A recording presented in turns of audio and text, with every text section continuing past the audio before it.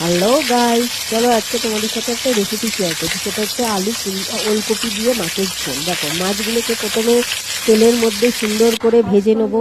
ভেজে নেওয়ার পরে সেই তেলের মধ্যে দিয়ে দেবো হচ্ছে পাঁচফোড়ন আর তেজপাতা। ফোড়ন দিয়ে আলুগুলোকে, কেটে রাখা আলুগুলোকে তেলে দিয়ে ভালো করে ভেজে নেবো। দেখো, লাল লাল করে, এবং লাল লাল করে ভেজে নেওয়ার পরে ওর মধ্যে দিয়ে দেবো বড় বড় টুকরো করে কেটে রাখা ওলকপি। ওলকপিগুলোকে দিয়ে ভেজে রাখবো। এবং এটা হচ্ছে পেস্ট, আদা রসুন জিরে লঙ্কা এবং রসুন, এটা পেস্ট বানিয়ে আলাদা করে রাখবো।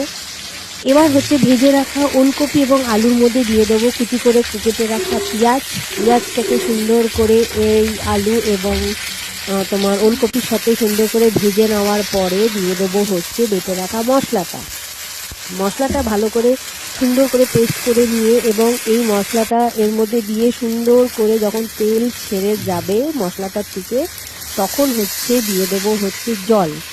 সেই জলটা দিয়ে দেওয়ার পরে ঢাকা দিয়ে নুন হলুদ দিয়ে সেটাকে সুন্দর করে যখন সেদ্ধ হয়ে যাওয়ার পরে দিয়ে দেবো হচ্ছে ঝোলটার মধ্যে ভেজে রাখা মাছগুলো যখন দেওয়ার পরে ফুটে যাবে, এবং নামানোর আগে আমরা দিয়ে দেবো হচ্ছে ধনেপাতা কুচি।